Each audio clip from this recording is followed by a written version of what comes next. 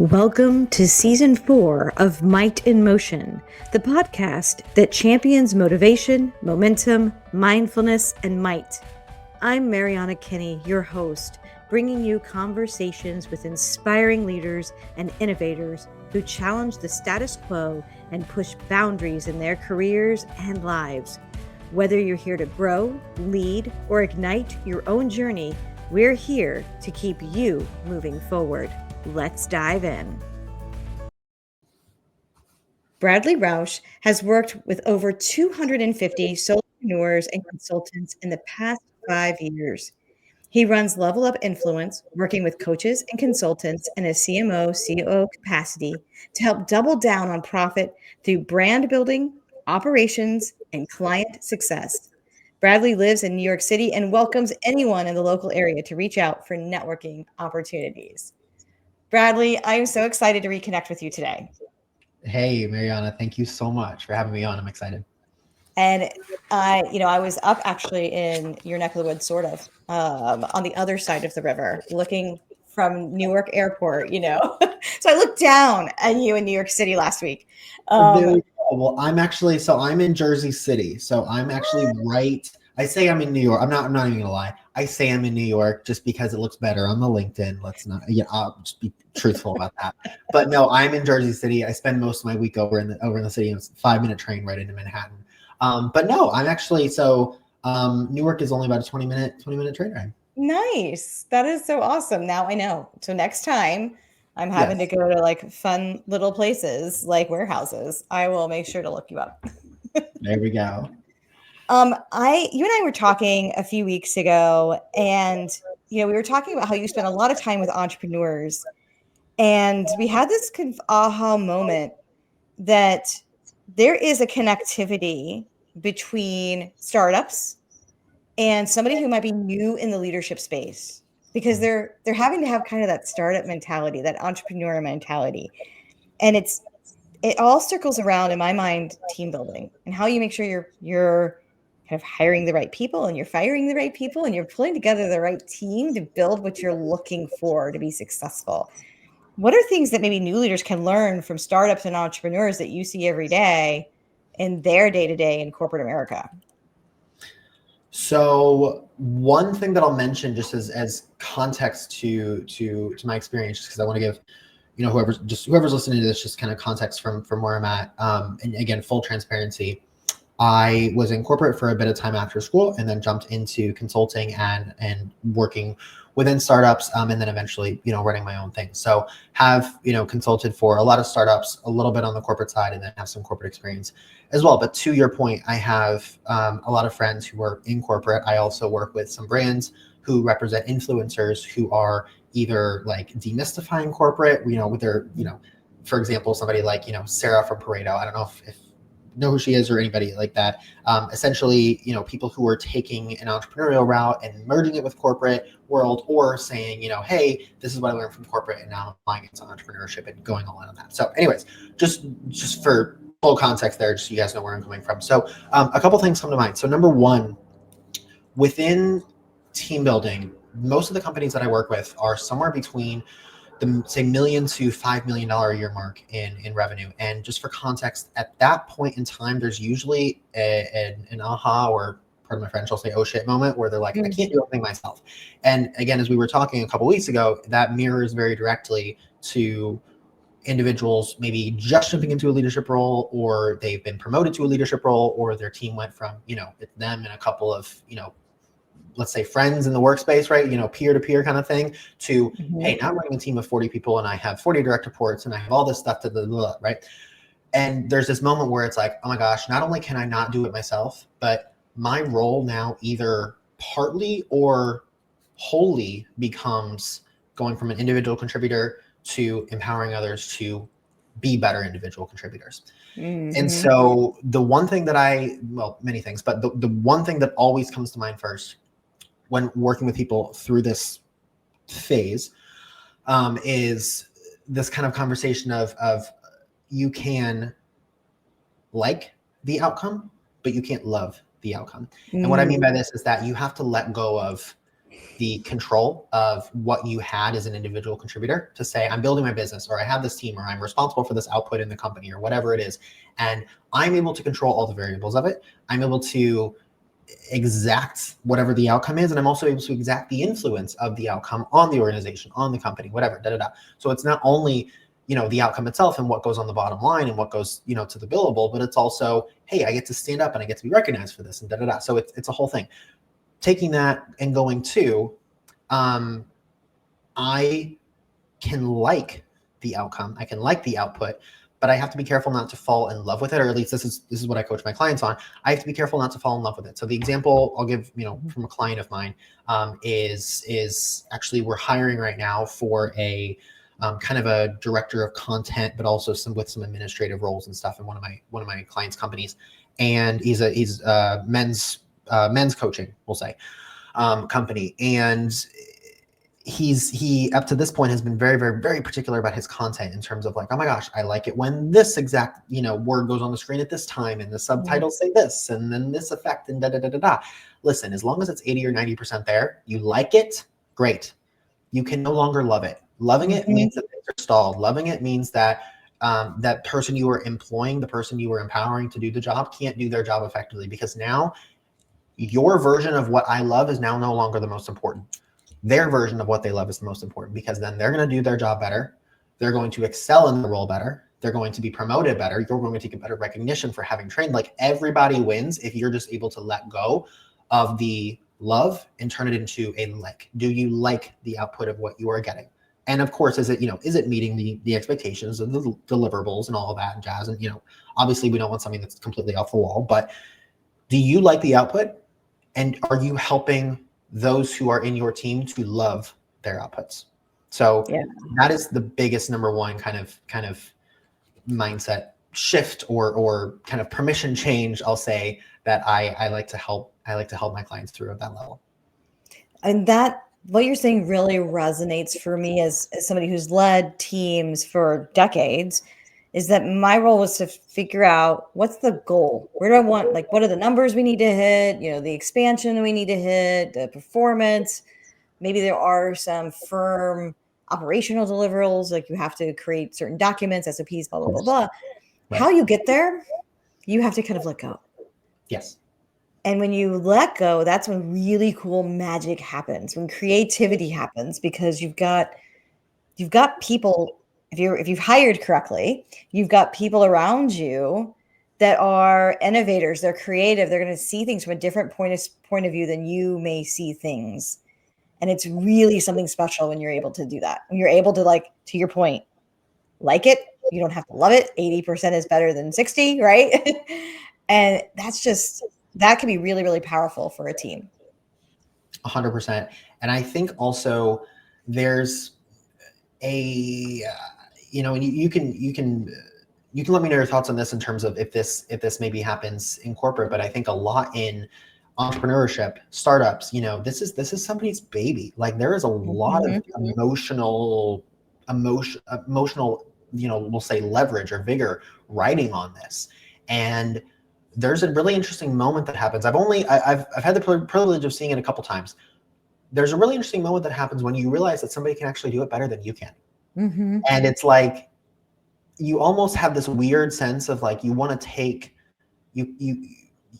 you're struggling between, you're like, oh my gosh, do I like that they can do it better than I can? I don't know how to feel about that. But also like, wait, you're doing it better than I can. Cool. That frees me up to not even have to worry about this anymore. And then I can go focus on what I really want to focus on, which is that. And then I hired you for the right. So, and I mean, you can tell me, I'm sure that probably happens in corporate, but it probably shows up, in kind of different ways, because there's just that ownership of it, Oh yeah. Everybody has their baby projects. Everybody does. You don't want to tell somebody their baby's ugly, but sometimes it's ugly. Exactly. Oh my God. I literally was writing a LinkedIn post for probably go out in a week or two the other day. And it was something like three pieces of advice for those working with founders from somebody who's worked with founders for the last 5 years. The first one was never tell them that their baby is ugly, because that's right. Completely turn off right at that point. No, you cannot do that. You talk about marketing, right? And how you had the one example of the guy who likes it to have this pop up here and that to pop up there. And rarely, I think, do people in corporate America think about how they can market themselves. internally, but also externally, and how it could help them in their careers. How do you think somebody can do that if they haven't ever done it before? Like they're just starting out realizing, oh, maybe I should market myself in a different way. Yep. So I have to tell you something before we get into this, Mariana. I spoke with a really, really good friend of mine. We met about a year ago, and we've chatted a lot since. And she came to me, I think it was a week ago Monday. So we're recording this on Tuesday, but like literally just 8 days ago. She came to me and she goes, "Hey, so I'm going to omit details, obviously, for confidentiality, but I'm at this very large, very, very, very reputable company. Everybody knows who they are. And I want to consider leveling up my personal brand, my leverage in the market to be able to, if I wanted to pivot, but also potentially to increase visibility in my own role and, continue with the company, da, da, da, da. What do you think I should do?" And we literally had this hour-long call, and I walked her through all of this stuff. And I got off the call and I'm like, hot damn, that's exactly what I'm going to say today. So I literally have like an actual, not to say case study, but a literal actual, like, I'll tell you exactly what I told her. So let's call her Sally. So again, came to me and knowing what I do and things and the kind of companies I work with, and also just, again, she's a really good friend of mine. So we just kind of chit-chatted and everything like that. It wasn't anything official. And she actually was unfortunately laid off for a very short period of time in 2024. It really showed her kind of the vulnerability, really, of the job market and of her role, and how quickly, unfortunately, things like that can sometimes disappear. She had been employed with the same company from right out of college, never had any issues with it. It has been there for many, many years. And then one day, drop of a hat, boom. Yep. And fortunately, very, very fortunately, she's incredible at what she does. She was actually recruited back to a whole other team, whole other department, just 1 month later, after she had actually already found another role at another very reputable company. So she is, for all intents and purposes, crushing it. But she did take the role at company A, the company she's been with, just because better comps package, couldn't pass it up. Anyways. But she had this really big awakening, right? And so she's been wanting to focus, her goal in 2025 is really to focus on building out her own personal brand, but she's very concerned about building out her personal brand on platforms like LinkedIn and Instagram, et cetera, when there is so much visibility of her company, because her company has a big presence on these platforms. And so it's like, what do I do? So there are two primary things that I told her that I kind of had top of my mind. And then, there's a lot of kind of tactics that go into it. So number one, I think people fall into this kind of fallacy of thinking that just because you're, let's say, making content on one of these platforms, you fall into the fallacy, or the fear, maybe even is the right word, that's automatically going to set off red flags. And depending on your situation, it might. Like, I'm totally going to, I don't know, obviously there's 8 billion people on this planet. Yes. A lot of you probably have roles where that actually might, or where you maybe just have an a-hole boss who tracks that stuff, or whatever, all the situations. But in some cases it might not. But I'm going to tell you what to do in the cases where it will in a second. But regardless, it's not always going to set a red flag. So in the situations where it doesn't set a red flag, there's also this fallacy of thinking that just because I'm making content, just because I'm advocating for myself in a public way on social platforms, that means that if somebody sees it, they're going to think, I'm going to jump ship. Because for 99.9% of people, the only time you start posting on LinkedIn is when you're looking for a new role, or you're thinking about coming to a new role. Well, the reality is 2025, that's not the case anymore. I post on LinkedIn every single day. I know hundreds of people who post on LinkedIn every single day who aren't looking for new roles, because it's becoming a creator's platform. Now, speaking specifically to, LinkedIn and the tech side of things for a second, LinkedIn specifically for corporate professionals has never before been as robust and been as able to not only provide value, but give you opportunity to give value as well. They now support video content, which is huge. If you are anybody who has ever liked creating content on something like Instagram or TikTok, take the same stuff, post it to LinkedIn, because LinkedIn is pushing that stuff out now like crazy as well. It has become not primary yet, but a video focused platform. Yep. So never been a better time. But there is so much potential for people to start just taking an extra 5-10 minutes out of their day and just documenting what's happening. being a thought leader in their space, sharing insights, sharing client wins, sharing, and obviously, you know, omit details, omit, you know, whatever information you do omit, but be a thought, like literally take the time to go. And if you just had a call with a client and advise them of XYZ, make a LinkedIn post about it and say the same thing. Take the opportunity to capitalize on the experiences that you are having in your role. Now, that's for the people who, well, that's for everybody, but specifically for the people who don't feel that it would pose a problem for them to start becoming more active, advocating for themselves on their personal brand. Those who would feel that it would cause issues or somebody would raise a red flag. The mindset shift that I want you to have, that you are going to have to advocate for yourself with, but the mindset shift is this, both again to yourself and to your manager or to your, you know, whoever would raise a concern, is to say, listen, why would you assume that me making content on a platform like LinkedIn is A, disassociating me with my role, and B, is making me more likely that I'm going to potentially look at somewhere else. Like, why is that your thing? And they're going to give you an answer like something like, oh, well, you know, because it's, of course, when people, you know, post on LinkedIn, oh, they're starting to look at something. It's very kind of, I'm not going to say old mindset thinking in terms of like old times and things, but it's just, it's kind of this assumed thing. So you can go in and then educate them to say, listen, completely respect your concern, XYZ, whatever it is, da, da, da. Here's the deal. I have personal aspirations inside of this company, right? Company X, I don't know. I'm staring out at JP Morgan Chase's new big ass building right here. So let's say I have aspirations inside Chase. I want to go further in my role.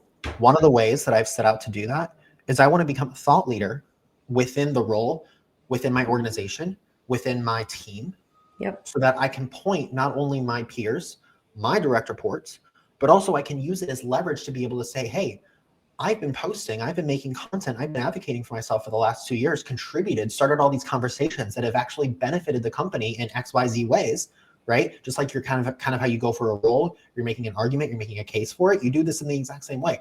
I'm making this content to accelerate my role, my influence within Chase, within said company. Okay.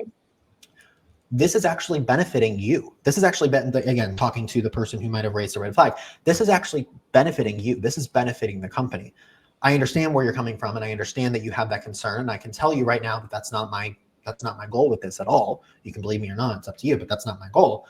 This is why I'm doing it. It's because I want to advance in my career. I want to advance in this role. This is what I'm committed to. Yeah. And that can reflect in your content as well.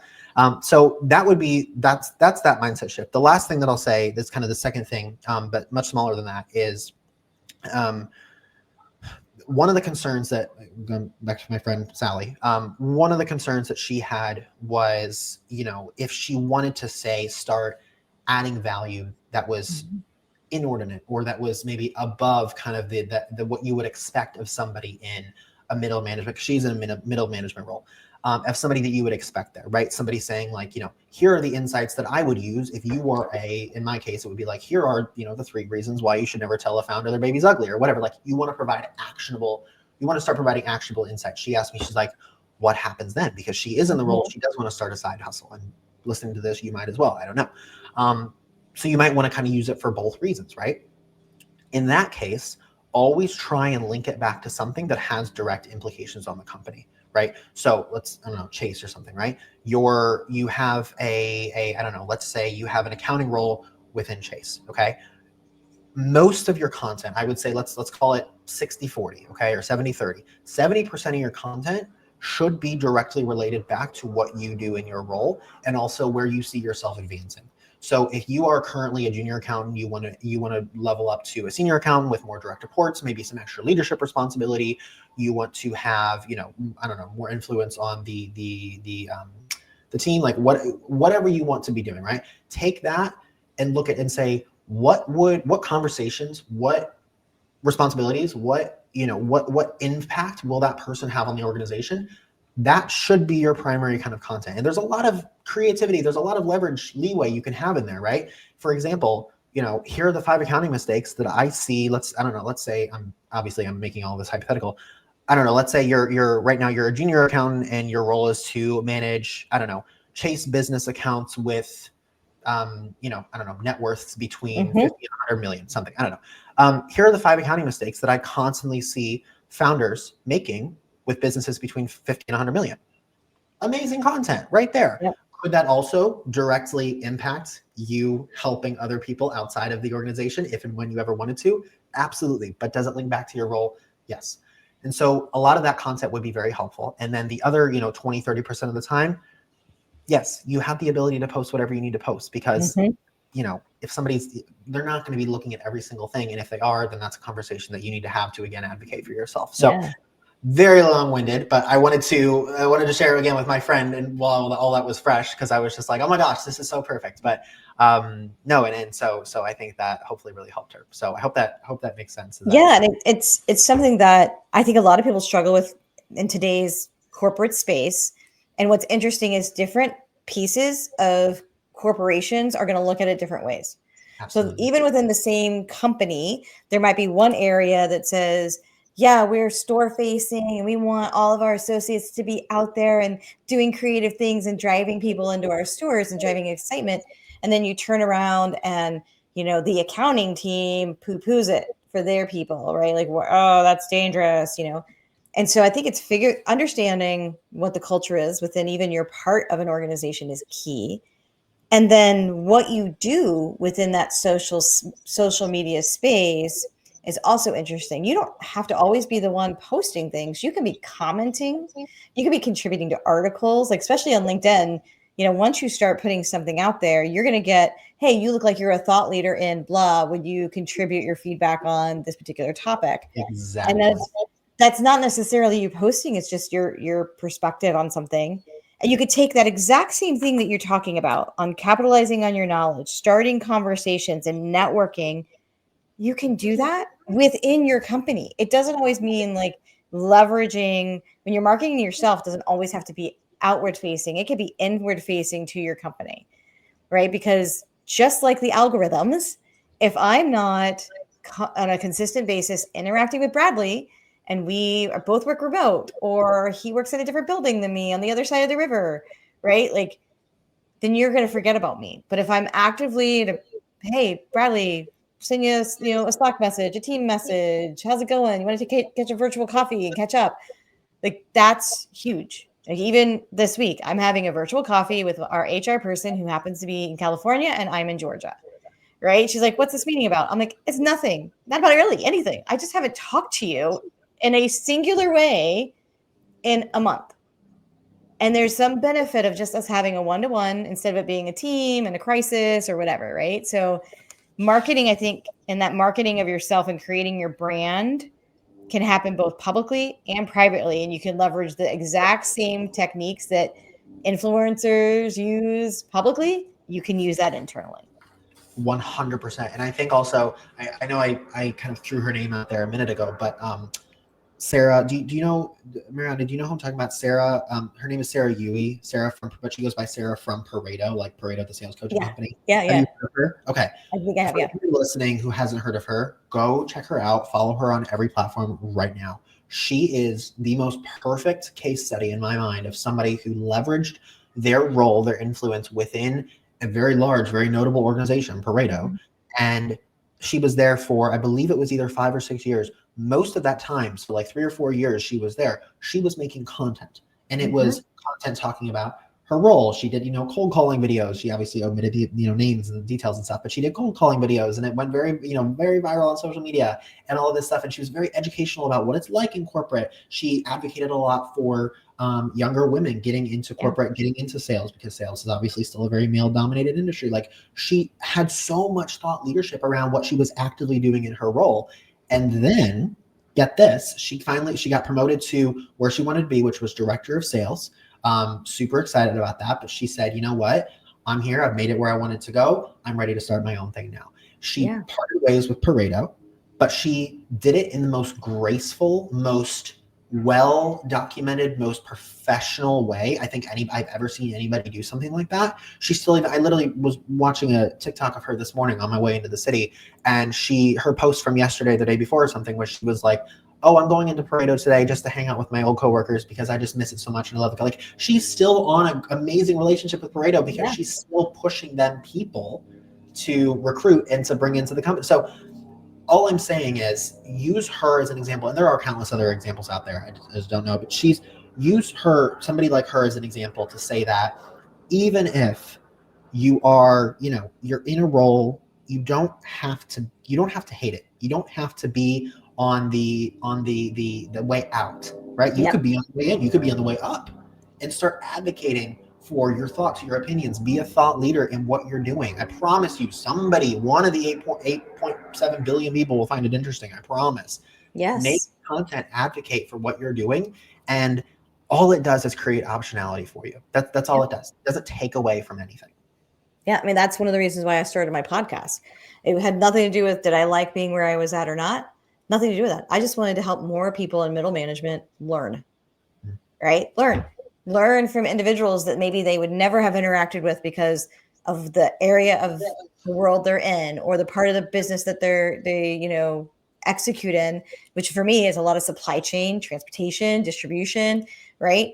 Our paths may have never crossed, Bradley, right? But because of doing podcasting and networking and putting ourselves out there, now we've connected. And now it's like, oh, wait, you know what? I have this person that might really connect with Bradley. Like this might be a really good fit for him potentially as a customer. Or you may say, hey, I met this random person and like they do supply chain for this really big company. And like maybe Mariana can help them, right? Like it creates these connections that you would never have before. And you learn something that you could take back to your corporate space that sets you apart from others.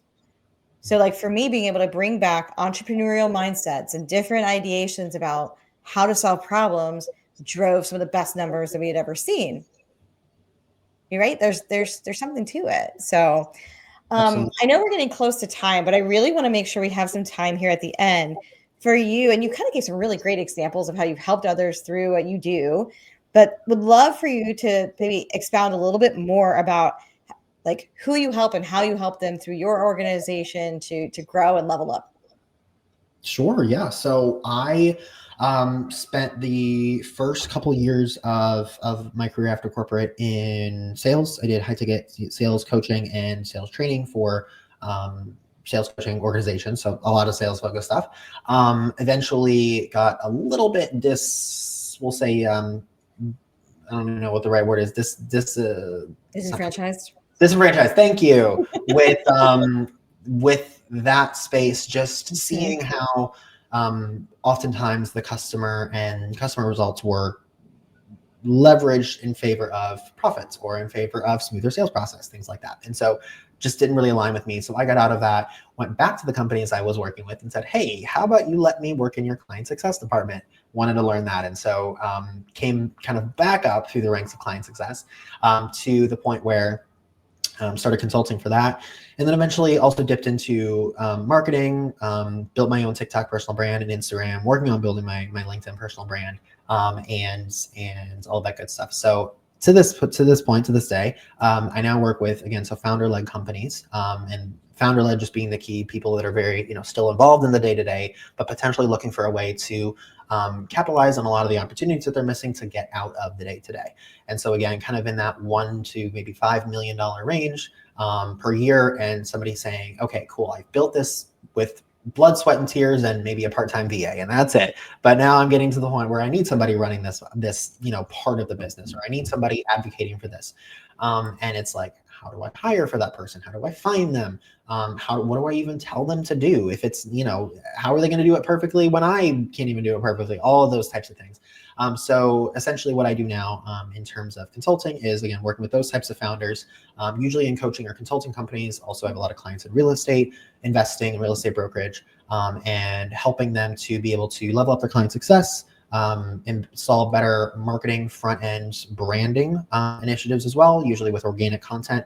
And then eventually, once those two things are rolling, we'll get the founder out of the day-to-day ops, bring in some really cool hires, and kick things off. So that is it's my current business right now. But check with me in a year and it might be something totally different again. Who knows? But that's what we're doing for now. But being able to reinvent yourself periodically, I think is so crucial. Absolutely. And that, once again, that can happen anywhere. It's not just in the entrepreneurial space, like where you spent most of your career, but it was the same thing that I experienced in the corporate space. Depends on how large of a company that you work for, but you can reinvent yourself multiple times.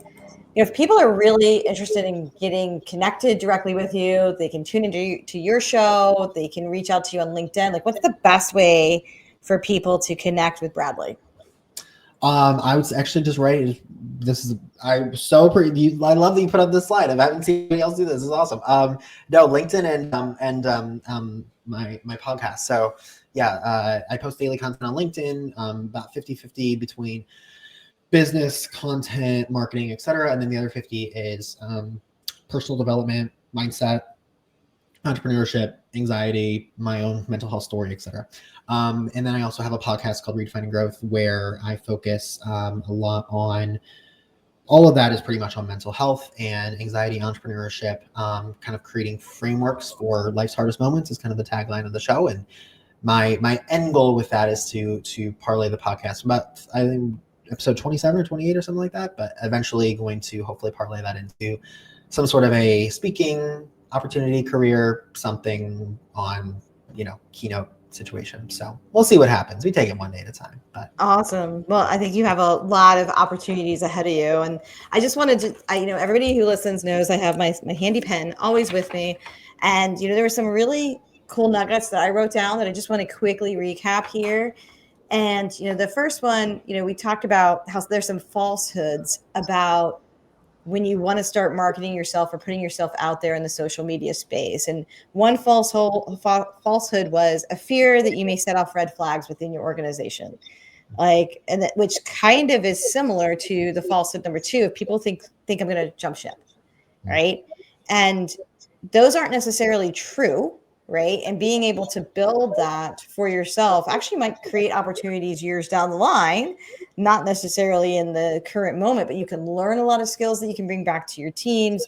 You're going to create connections that might actually drive more sales if you're in a sales type role, or more just longer term customers, like in the B2B space and all that kind of fun stuff. Capitalize on the knowledge that you have, start conversations, and you can leverage that same networking type mentality that you see in social media within the 4 walls of your organization as well. And then we also spent a lot of time talking about, team building and how you can learn from entrepreneurs to bring people together. And you mentioned that there are moments when you go from that individual contributor to a leader where you realize you cannot do it yourself. It's the same thing if you're an entrepreneur and you're growing to that point where you're dealing with clients now. They're getting to that $1 to $5 million mark and they realize they can't do it all themselves. It's the same mentality. You have to get to a point where you realize that you have to be able to just like the outcome, but not love the outcome. And you talked about that 80-90% is great. If you continue to constantly push for this 100% perfection of what you have loved in the past, you're going to burn out. You're going to burn up your whole team. It's not good. But when you can help your team understand the outcomes you want, meaning metrics, key deliverables, sales goals, all that kind of fun stuff, you can actually create the opportunity for them to be creative, innovative, have that same entrepreneurial spirit to get to the goal, maybe in a different way than you would have. So that was some really big takeaways I took away. I love that you're working with those founders that are, 1 to 5 million. They're getting ready to really crust and grow, and they need somebody like you to come in and help them, see where they can start letting go to level up. Right. This has been awesome, Bradley. I've really enjoyed your time sharing with the Might in Motion community. Thank you so, so much. And once again, connect with him on LinkedIn. He's amazing. He's a real person. He will respond to you, all the things. So thank you again for joining us. Oh, thank you. This has been so great. I'm so honored. Thank you for having me on. Thank you for tuning in to this episode of Might in Motion. Remember, every step forward counts, and the power to create momentum starts with you. If you enjoyed today's conversation, please subscribe, share, and leave us a review. It makes a huge difference. Until next time, stay inspired, stay mindful, and keep moving with might.